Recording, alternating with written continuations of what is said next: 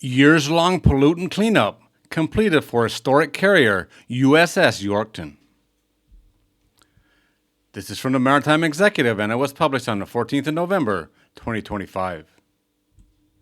A famed U.S. World War II aircraft carrier is all set to continue attracting tourists at the Charleston Harbor in South Carolina after contractors completed an Herculean task of removing toxic pollutants, a project that took 2 years and cost $31.6 million. The USS Yorktown, a National Historic Landmark moored at Patriots Point in Charleston Harbor, had become a ticking environmental time bomb owing to the years of corrosion overall.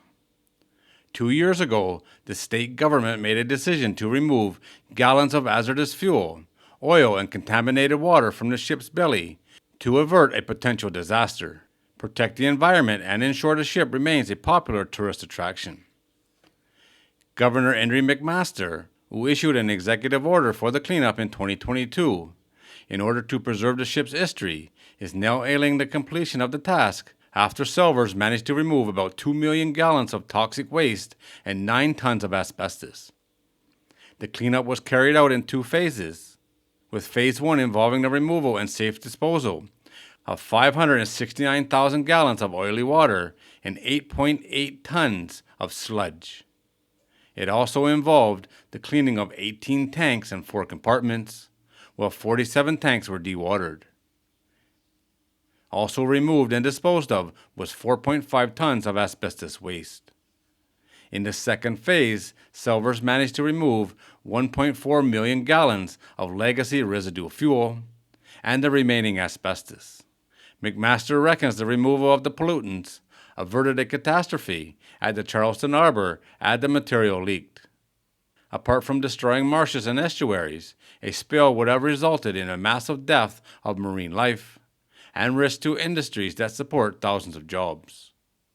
The USS Yorktown was a ticking environmental time bomb, with the risk of disaster increasing each year, and now it has been safely and successfully defused. Commissioned in 1943, Yorktown is one of 24 Essex-class aircraft carriers built during World War II for the U.S. Navy.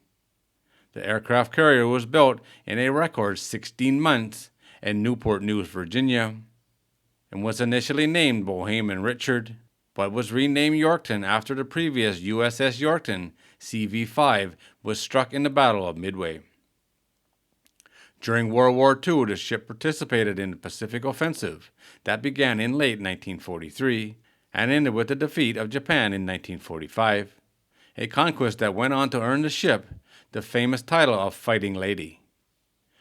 Though initially built as an aircraft carrier, she was converted in 1950 to an attack aircraft carrier, something that saw addition of blister tanks that were placed into the existing hull, and an angled deck was added in 1955.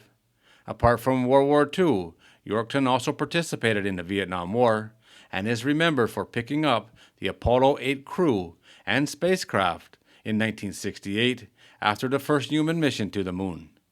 Yorktown was decommissioned in 1970 and donated to the state of South Carolina in 1975 for use as a museum ship. She is maintained by the Patriots Point Development Authority and serves as a tourist attraction at the authority's Naval Maritime Museum facility, which receives more than 300,000 visitors annually. That is an insane amount of money.